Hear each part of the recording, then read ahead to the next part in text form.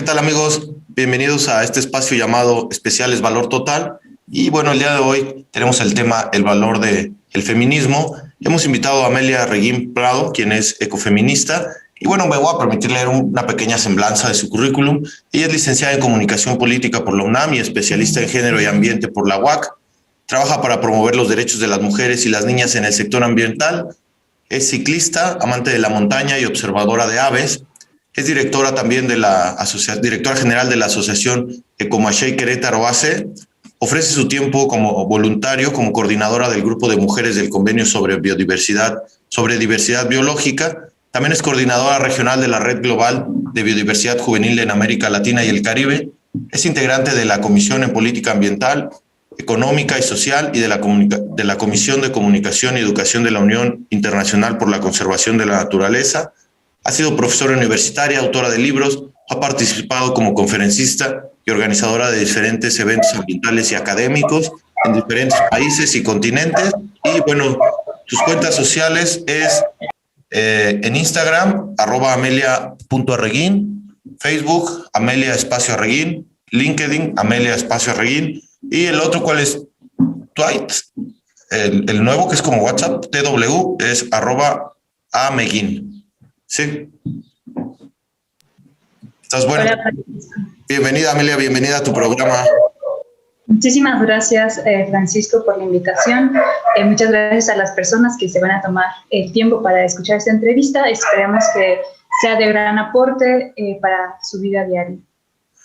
Sí, pues para eso hemos escogido este tema, pues la idea de este programa es que sea como una especie de bibliografía, que la gente pueda aclarar conceptos, que pueda reflexionar un poco, ¿verdad? Vamos a ir desarrollando, pero por ejemplo, nos gustaría que nos comentaras un poco sobre qué es el feminismo. Puede ser una teoría política, un movimiento social, algunas ideas que nos puedas compartir para ilustrarnos.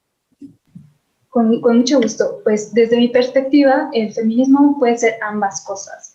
E incluso yo priorizaría definir al feminismo como un movimiento antes que una teoría.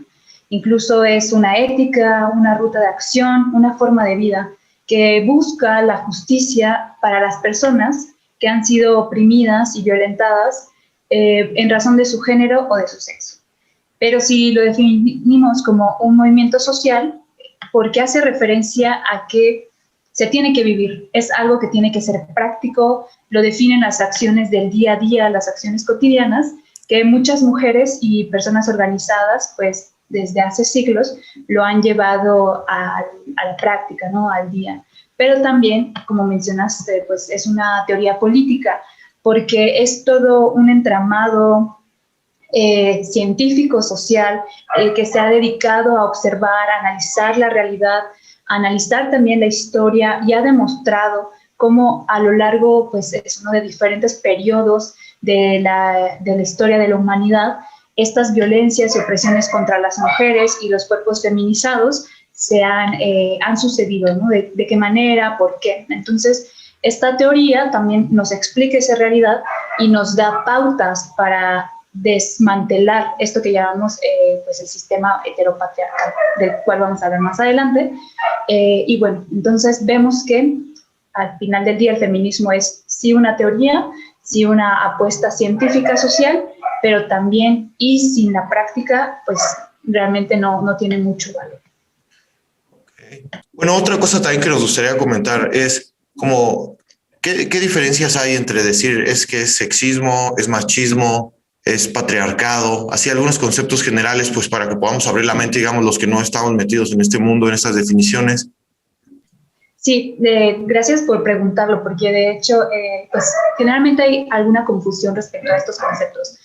Como mencioné un poco en la pregunta anterior, lo que las feministas han podido identificar es que vivimos en un sistema social, nuestras sociedades se han organizado de cierta manera, en el que han priorizado o favorecido a los hombres por encima del resto de las personas, ¿no? En particular por encima de las mujeres. Este sistema social, ya hablamos de algo más grande, es lo que conocemos como el patriarcado. Tiene bastantes características que pueden incluir el sexismo y el machismo. Entonces, el sexismo y el machismo son dos características o dos elementos que constituyen al patriarcado. El sexismo es esta forma de pensar que las personas tienen habilidades o capacidades diferentes por ser hombres o ser mujeres y priorizar lo masculino o lo masculinizado por encima de lo femenino o de las mujeres. Y el machismo es un rasgo muy concreto del patriarcado, en el que pues también nos explica que los hombres son superiores a las mujeres y se permiten ciertos comportamientos, ¿no?, a los hombres en ese sentido, el control sobre las mujeres, sobre sus cuerpos, sobre sus pensamientos, e incluso este control se extiende a otros seres, ¿no?, sobre las infancias, sobre la naturaleza, ¿no?, el colocar a un sujeto varón adulto, blanco generalmente, ¿no?, por encima de otras identidades. Ok, excelente. Por ejemplo, entonces, vamos a decirlo así, una prueba, yo recuerdo haber escuchado a un autor que decía, bueno, una autora más bien, una mujer decía, o sea, ¿qué más prueba quieren de que existe el patriarcado? Que los hombres deciden sobre el cuerpo de las mujeres, ¿no? O sea, obviamente si nos vamos hacia los medios de comunicación tradicionales, y no, y los pro vida, y que es como lo tratan de enfocar al de hazte responsable de tu sexualidad, etcétera, pero esta autora plantea como al revés. O sea, dice, ¿qué pasaría si fuera al revés? Si una mujer dijera, oye, mi esposo, mi amor, fíjate que yo decidí que te hagas la vasectomía o la salpingoclasia, porque yo creo que es mejor, ¿no? O sea, será como absurdo. O sea, como es la mayor prueba. O sea, el hombre va y decide sobre el cuerpo de la mujer, ¿no? O sea, eso es, sí es como una de las máximas pruebas de la existencia del patriarcado, ¿no? Es absurdo. O sea, alguien decide sobre algo que él no vive, ¿no? O sea, los hombres no paren, no nada, y deciden sobre eso, ¿no? Es un absurdo total, ¿no? Sí, completamente de acuerdo contigo. Y ejemplos hay bastantes, ¿no? O sea, como los hombres deciden en estas sociedades patriarcales qué es lo que las mujeres pueden vestir, qué es lo que las mujeres pueden estudiar, en qué pueden trabajar, cuánto dinero pueden ganar, en qué se pueden gastar ese dinero que ellas ganan, ¿no? Como sí, el control total de la vida de las mujeres. Eso es una característica del patriarcado. Por ejemplo, sobre otra cosa que se maneja en los medios, y por ejemplo, yo, mis amigos, la gente, o sea, que dice, bueno, respetamos todas las posturas, pero quizás somos un poco ignorantes. O sea, el 8 de marzo se festeja a las mujeres, no se festeja, bueno, hay un origen, una tragedia, alrededor de 150 mujeres. ¿Qué nos puedes comentar como el feminismo realmente, cuál es la postura que preferiría de la sociedad, incluso de los que desconocen, ¿verdad? Pero ¿qué hay que saber sobre el 8 de marzo? ¿Por qué el color morado? Términos como las gafas violetas, pues coméntanos un poco, por favor, al respecto. Sí, este también es un tema clave, ¿no?, que es recurrente cuando se habla de feminismo en la vida cotidiana. Y sí, definitivamente el 8 de marzo no se celebra, sino que es un día para conmemorar el movimiento y la lucha de las mujeres por sus derechos. Como mencionaste, el 8 de marzo, específicamente de 1911, cuando estaban sucediendo pues todas estas reivindicaciones por los derechos de las y los obreros, un grupo de mujeres en Nueva York se pusieron en huelga, ¿no?, para reivindicar mejores salarios, mejores horarios de trabajo, el respeto, ¿no?, por sí mismas como trabajadoras. ¿Y cómo es que responde el empleador, ¿no?, el patrón en ese momento? Pues fue con prenderle fuego a la propia fábrica, porque él prefería perder la fábrica antes que pagar mejores salarios. Y entonces ese día murieron 146 mujeres. Y pues este es el origen de por qué el 8 de marzo se conmemora, no se celebra, se conmemora el Día Internacional de las Mujeres y la lucha por la justicia y los derechos. Ahora, ¿por qué es morado? Pues ahí también es una leyenda urbana, ¿no? Realmente se dice que ese día en el incendio, el humo que salía de la fábrica era morado, porque la mayoría de las telas o los textiles que estaban quemándose eran morados. Pero a partir de esa idea, pues es que se ha reivindicado el color como el símbolo del movimiento feminista e incluso se ha adoptado esta metáfora, ¿no?, de decir el uso de los lentes morados o las gafas violeta, que significa que una vez que tú empiezas a analizar la realidad con esta perspectiva de género, que es una propuesta de la teoría feminista, pues ya no te puedes quitar estos lentes morados, ¿no? Porque ya empiezas a analizar las dinámicas entre hombres, entre mujeres, entre las distintas identidades genéricas, cuáles son los privilegios, cuáles son los retos, a qué violencias se han enfrentado, qué actividades se les asignan a unas a otras, qué libertades tienen, ¿no? Todo eso implica el mirar con estas gafas moradas y pues nada, una vez que te las pones ya no te las puedes quitar. Eso sí es una realidad. Ok, excelente. Y bueno, por ejemplo, en el feminismo, bueno, antes de esta entrevista me hice el favor de proporcionarme un libro que igual lo puedo decir a la gente, es sencillo, se llama Feminismo para Principiantes, pero bueno, te da ciertos conceptos, historia. Entonces, además de las 3 olas que hay y que cada una se consiguen cosas, ¿qué podríamos comentar como antecedentes, quizá del 1300, 1500, algunos autores, hombres, mujeres que hayan hablado sobre este derecho a la igualdad, ¿no? O a salirse de los esquemas, algo que nos puedas comentar sobre antecedentes antes de entrar a las olas del feminismo. O de las olas, cuando empieza la primera ola, por ejemplo, quizá los cuadernos de quejas, de acuerdo con el libro, la primera ola es de 1790 a 1800, ¿no? Pero bueno, se van exigiendo cosas, algo que nos pudieras comentar para que la gente entienda un poco sobre primera, segunda, tercera ola. Sí.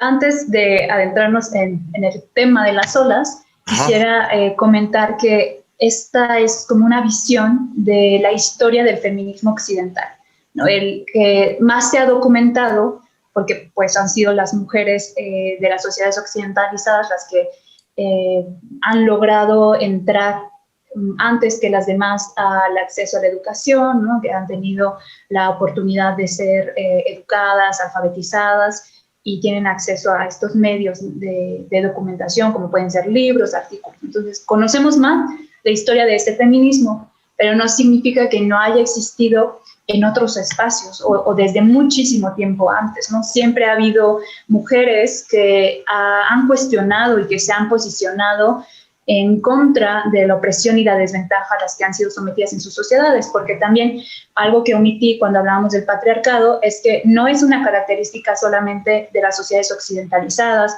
europeas o cristianas como en las que vivimos, sino es una característica también de sociedades indígenas, de sociedades orientales, de sociedades africanas y por supuesto la cultura árabe, ¿no?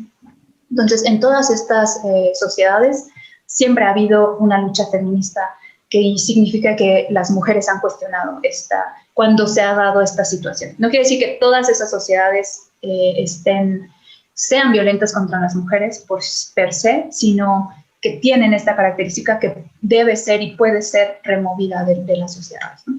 Entonces, habiendo dicho esto, pues ya si nos concentramos en el feminismo occidentalizado, que su historia se documenta cerca de hace 300 años, ¿no? Como mencionabas, surge con una pensadora, un pensador, son quienes más se han podido identificar, como Christine de Pizan, Poulain de Labarthe, que nos hablan, o son estos primeros registros históricos, quizás no son las primeras personas que lo dijeron, pero son los primeros libros o documentos que se encontraron que cuestionaban el rol que en las sociedades de la Edad Media, ¿no? de la Ilustración, se asignaba a las mujeres. Y a partir de estas reivindicaciones de decir las mujeres son personas, las mujeres son sujetas, ¿no?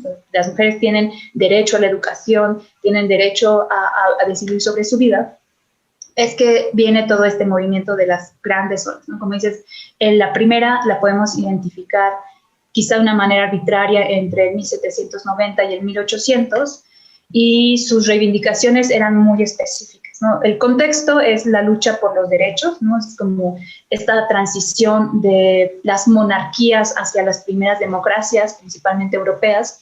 Estamos viviendo la Revolución Francesa en esos años, y hay todo un movimiento de revolucionarios, hombres, ¿no? Que están pugnando por ser reconocidos como sujetos, ¿no? De transitar de las monarquías a las democracias, como mencioné. Pero en esa reivindicación las mujeres no cabían. Las mujeres estaban en la lucha, ¿no? Las mujeres ponían el cuerpo, como ha sido en la mayoría de las guerras o los conflictos armados en el mundo, pero en los papeles o en los pensamientos o en estas reivindicaciones las mujeres no figuraban, ¿no? Entonces, ahí también hay varias exponentes, ¿no? Como Olive de Gouges, tenemos a Mary Wollstonecraft en Europa, reivindicando a las mujeres como sujetas de derecho, ¿no? Los libros que ellas escriben es la Declaración por los Derechos de las Mujeres, porque una vez que sucede la Revolución Francesa y consiguen, ¿no?, el reconocimiento, el documento fundador de la democracia es que menciona los derechos del ciudadano y del hombre.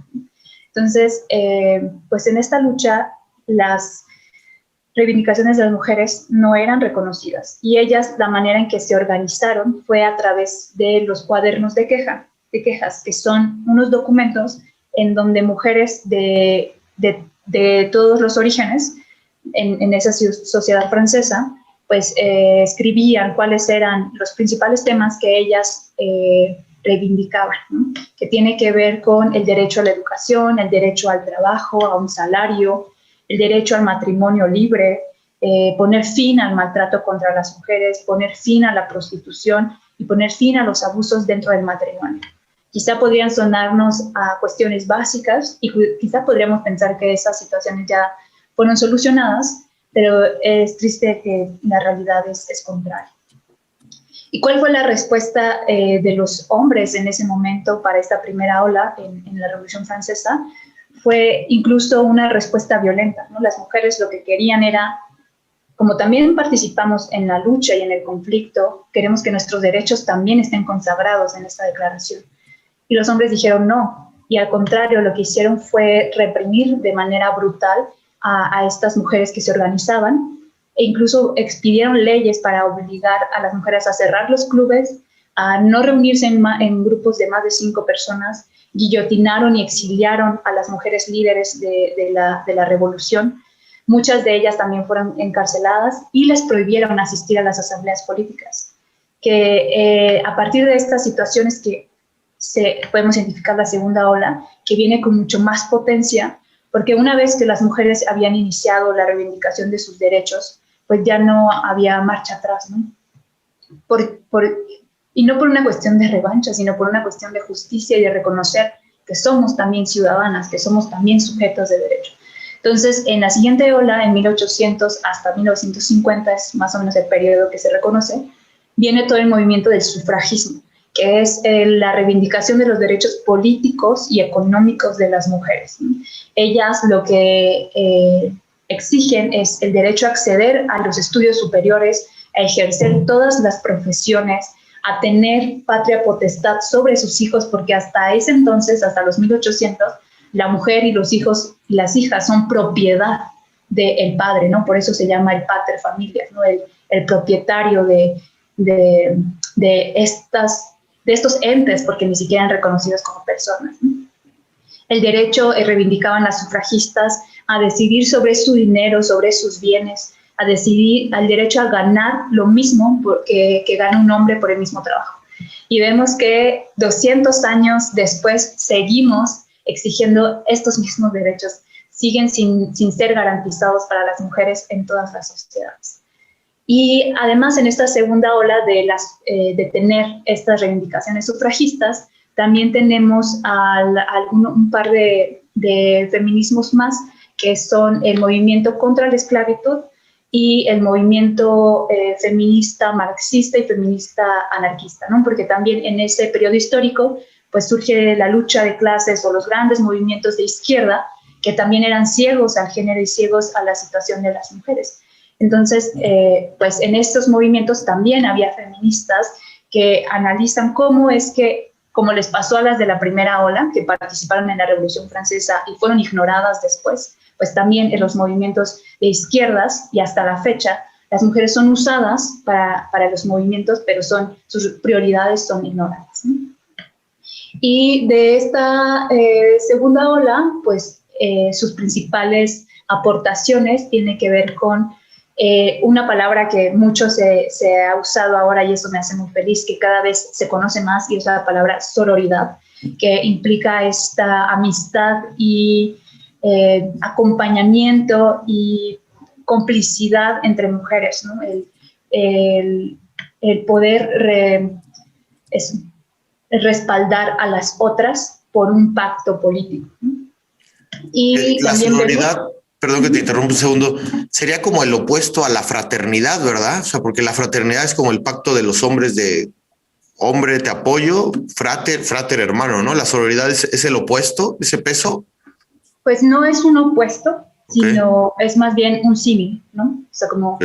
entre los hombres están estos lazos, pero también entre las mujeres se puede construir, porque también una característica del patriarcado que ha sido analizada y documentada es que a las mujeres se nos cría, es como desde chiquitas, se nos mete esta idea de la mujer es tu enemiga, la otra mujer pues es alguien con quien competir, si ella tiene un mejor hombre, significa que tú no lo tienes, ¿no? O sea, como todas estas ideas de rivalidad entre mujeres, esa es una característica del patriarcado.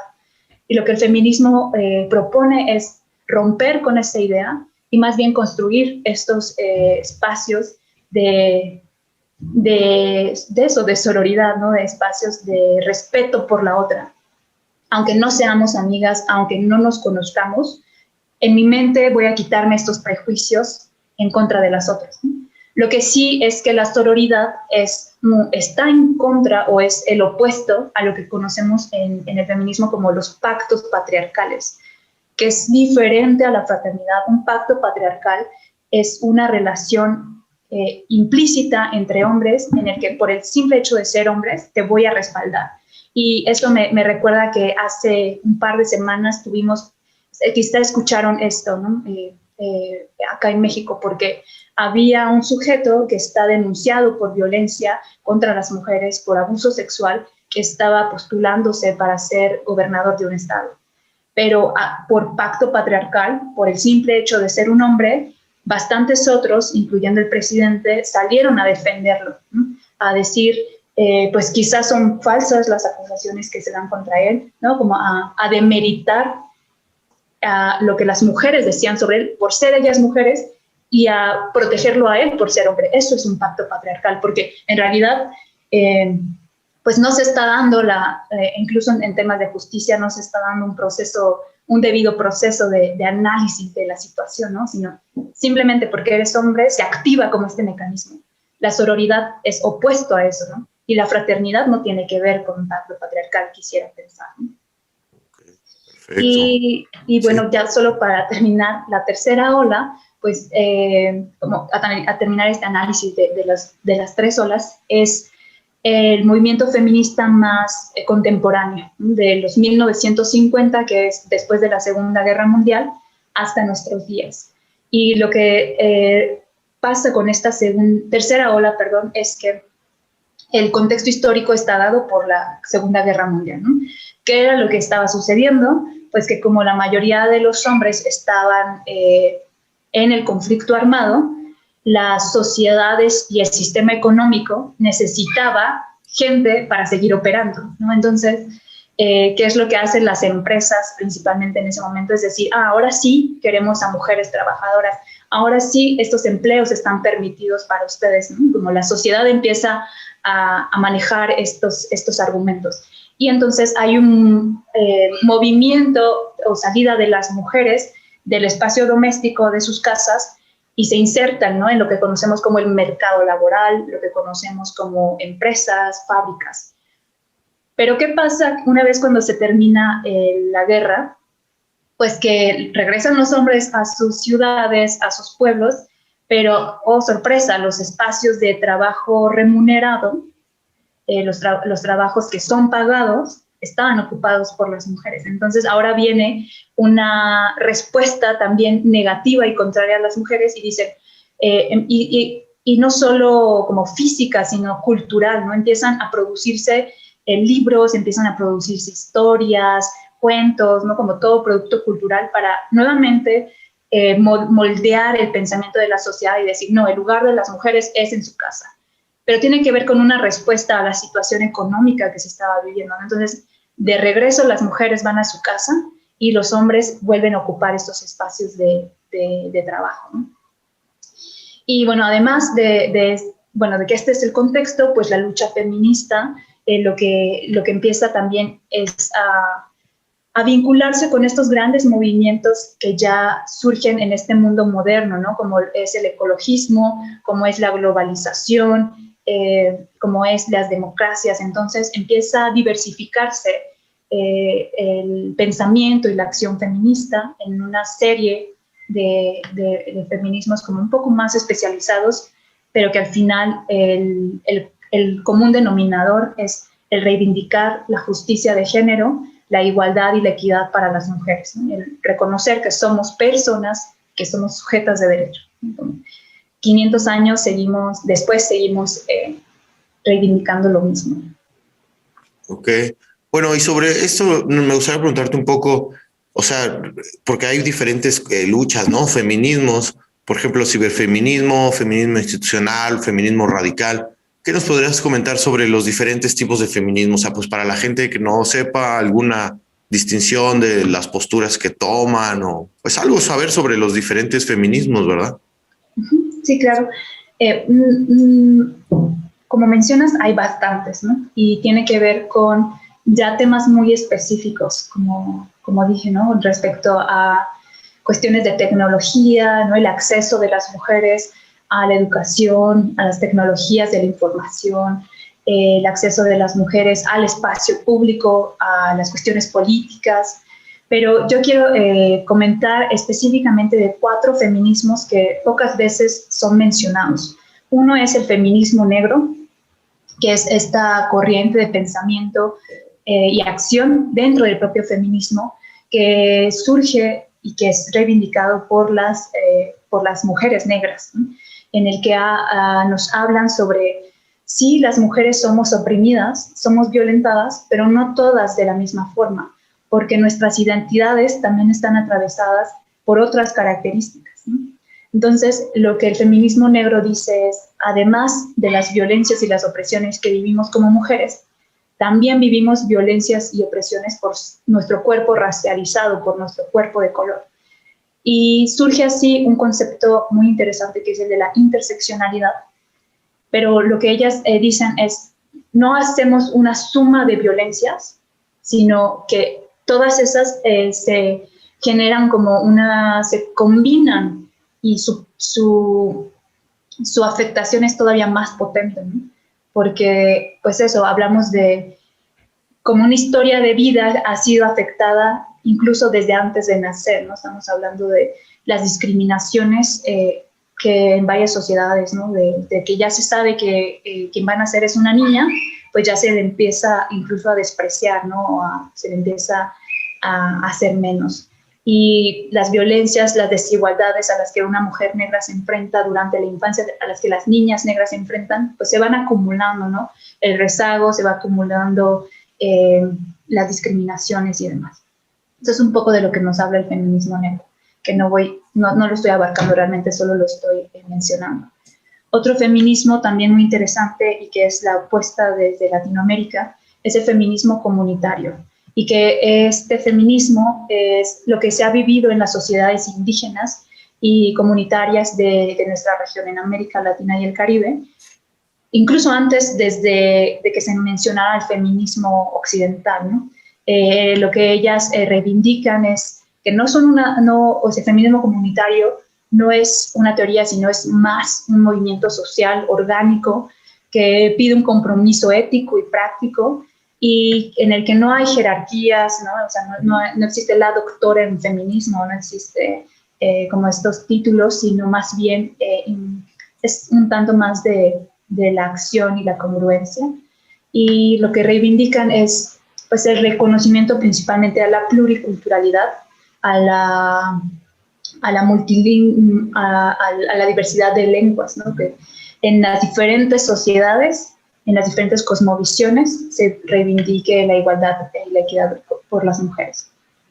Y pues de la mano va el feminismo decolonial, que también es una apuesta de Latinoamérica, en el que cuestionan cómo es que la reivindicación no tendría que ser solo por el derecho de las mujeres y que hay violencias diferenciadas, sino entender los porqués. No sé si vivimos en estas sociedades de desigualdad y discriminación y violencia, entender que hay un sistema económico, que hay un sistema social que se fundamenta y que vive a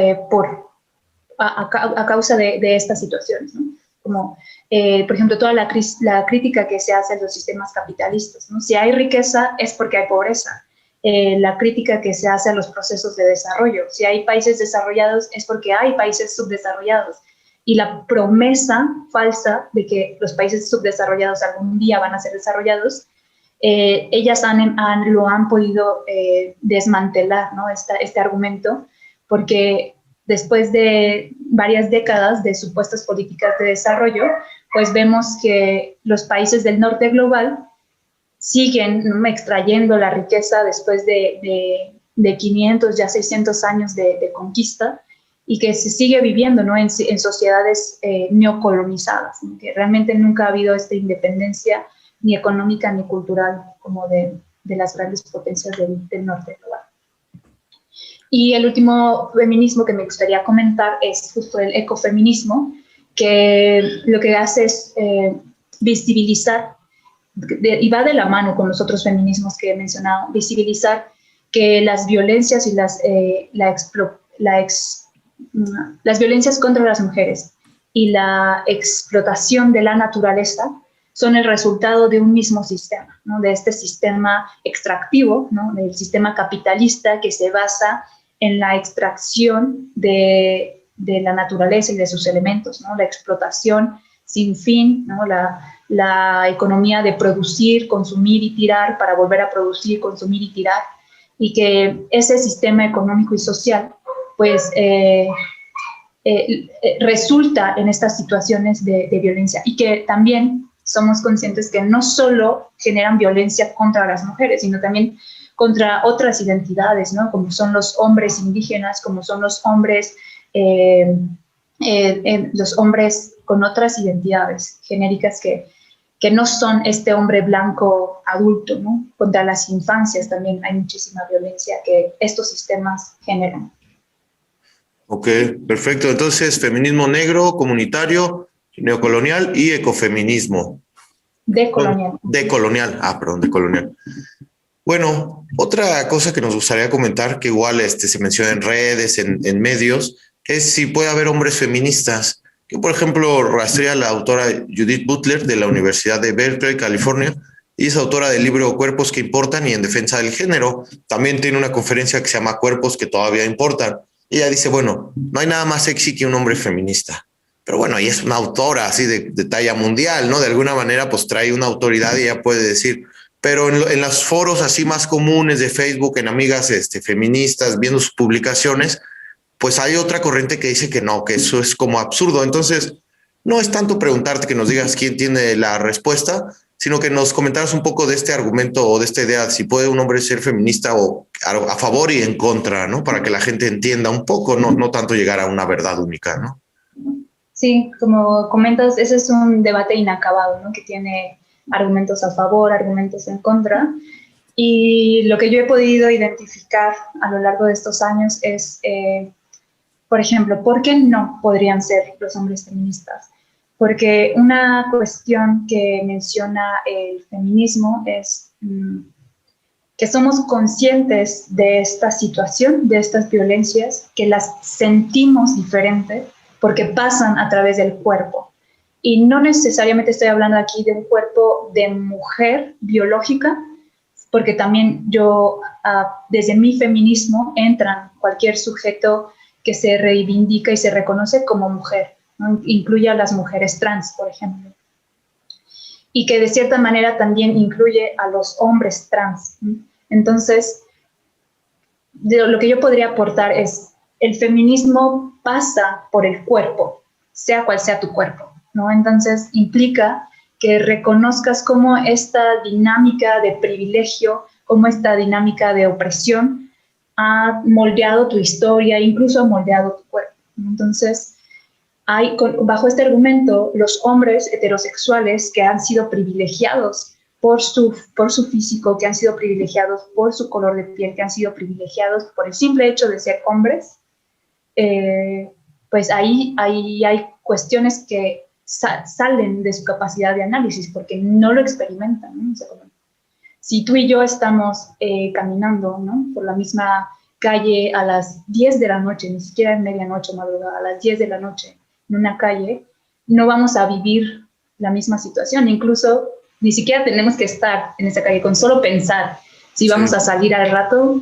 tú no piensas en qué te vas a poner para no ser violentado, ¿no? Pero yo sí lo pienso, porque pasa, ¿no? Estas violencias pasan por mi cuerpo. Pero ¿por qué sí podrían los hombres ser feministas? Porque de hecho esa es la apuesta del feminismo, ¿no? Que todas las personas seamos conscientes de cómo habitamos el mundo y cómo ese mundo impacta a todas las personas. Y lo que busca el feminismo es que todas y todos seamos empáticos, que todos seamos empáticas, que seamos conscientes, que desde el amor y la ternura también, ¿no? O sea, como, cuidemos de la otra persona. Creo que en ese sentido, pues, por eso es que no hay una respuesta concreta a eso, ¿no? En situaciones se podría, en situaciones no se podría. Ahora, aquí creo que también podríamos hablar de cuando se hace la reivindicación de espacios separatistas, ¿no? Espacios separados solo para mujeres. A mí me parece que hay cuestiones que las mujeres necesitamos platicar entre nosotras. Hay espacios en los que las mujeres necesitamos estar solas entre nosotras, porque cuando, por ejemplo, no sé, en una asamblea, cuando hay hombres y mujeres, como hay una tradición, ¿no?, de que a los hombres se les educa para hablar, para tomar la palabra, para ser protagonistas, las mujeres tendemos a no participar. Entonces, en una asamblea, si es una asamblea mixta, se reducen las posibilidades de que una mujer participe. Pero si hacemos asambleas separadas, eso facilita que las mujeres tomen la palabra y participen. Pero también hay temas que necesitamos platicar en conjunto, ¿no? Como incluso esta entrevista o las personas que nos puedan escuchar. Hay temas que necesitamos dialogar todas las personas porque nos atraviesan de manera diferente y tenemos propuestas distintas. Entonces, pues creo que no hay una respuesta única.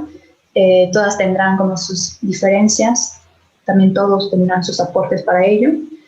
Lo que sí es que no es válido desde mi perspectiva es el jugar, ¿no?, a ser un hombre feminista, que se ha visto muchísimo en los movimientos de izquierda, y no solo ahora, ¿no?, como lo mencioné en varios ejemplos de las olas.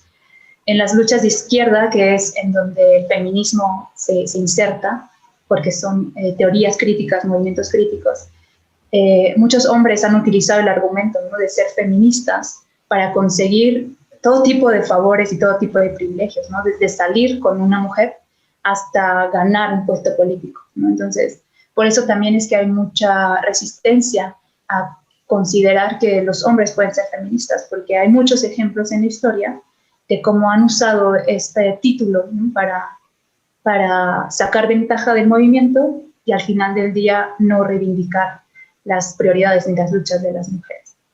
También quizá algo que puede molestar a la gente o a las feministas es que vamos a pensar en alguien heterosexual, blanco, burgués, que obviamente nunca ha sido oprimido por esa violencia de la que hablábamos y que dijera, no, es que yo me identifico con el feminismo porque entiendo esa opresión del sistema. Oye, pero si tú naciste, tú has sido de los oprimidos, no digo de los opresores. Y así muchos políticos, ¿no?, que se suman a la lista del feminismo, dice, oye, pero si tú has estimulado el sistema de manera patriarcal para tu favor y tu familia por generaciones, ¿no? Has encubierto, has esto, lo otro, y ahora entonces a lo mejor eso es también lo que molesta, ¿no? Como subirse a este carro, pues solamente con otros propósitos, nunca ayudar a la causa, ¿no? Bueno, ya casi para cerrar, también ahora sí que se ve mucho en medios. Bueno, obviamente, pues si los medios son de derecha, traen una línea, pero en general y mucha gente de la sociedad queretana y en México, vamos a pensar gente de 40 a 60 años, ¿no?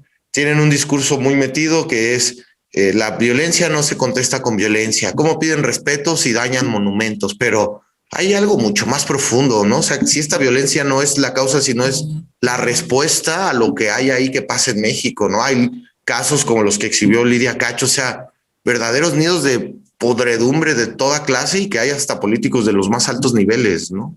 Tráfico de mujeres, infantas, así. ¿Tú qué nos puedes comentar sobre esto que ya ahora yo lo celebro, ¿eh? Pienso que los monumentos están para que caigan cuando ya no representan nada, ¿no?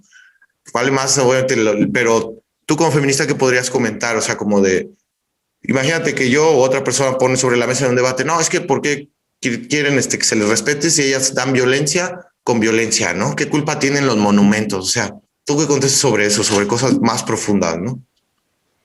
Pues realmente voy a traer acá como algunos argumentos que he escuchado de otras compañeras, ¿no?, a lo largo de estos años. Y uno tiene que ver con, para empezar, los movimientos de derechos, ¿no?, los movimientos que reivindican derechos, han utilizado todo tipo de métodos, ¿no? O sea, como todos los movimientos de izquierda, desde la desobediencia civil, los movimientos pacifistas, pero también el conflicto armado, ¿no? O sea, como en esta reivindicación, esta disputa por el poder, porque estamos hablando, ¿no?, de la disputa por el poder a nivel sociedad, ¿no?, el reconocimiento de todas las personas tenemos poder y debemos tomar decisiones sobre nuestro cuerpo, ¿no? Entonces, y nuestros territorios.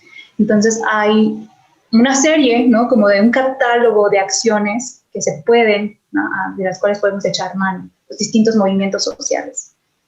Se me hace, como dices, doble moral que a las feministas se nos cuestione y que incluso se nos imponga una forma en cómo deberíamos, ¿no?, reivindicarse. Todo el mundo no se pronuncia por nuestras prioridades, pero sí se pronuncian por decir ustedes deberían actuar A, B, C y D, ¿no?, ya sea a favor o en contra. Siempre hay un comentario de debería ser esto y aquello, ¿no? También cuestionar, o más bien comentar, que en México asesinan a 10 mujeres al día de las maneras más atroces. Niñas, bebés, ¿no?, ancianas son violadas, son torturadas, y a las personas no les importa, ¿no? Cuando salen en los medios los casos que se conocen, las personas no se manifiestan, las personas no dicen nada. Las familias de los feminicidas callan, las familias de las víctimas callan, los medios, las iglesias, las instituciones callan. Pero cuando una hace un rayón, ¿no?, en la calle para llamar la atención sobre esta situación, entonces sí, la atención viene sobre el rayón, ¿no?, y no sobre las mujeres que han sido asesinadas. Y bueno, ante esto yo solo quiero decir, una y otra vez lo que el corazón de Yesenia Zamudia ya dijo, y es que la que quiera romper, que rompa, la que quiera quemar, que queme, y la que no nos estorbe. Porque esta situación no va a cambiar si realmente no buscamos que se transforme. Y creo que hemos echado mano de todas las formas de lucha posible y seguimos en la misma situación desde hace más de 500 años. Y yo quisiera quedarme con este mensaje para concluir la entrevista, porque eso que dijo Yesenia, me parece que después de eso ya no hay más argumentos, ya no hay nada más que decir. Ok, no, pues cerramos con eso. La que quiera quemar, que queme, la que quiera destruir, que destruya, y la que no estorbe. Bueno, pues muchas gracias por esta entrevista, Amelia. Un fuerte abrazo. Muchas gracias, Francisco. Hasta luego, amigos. Nos vemos la próxima.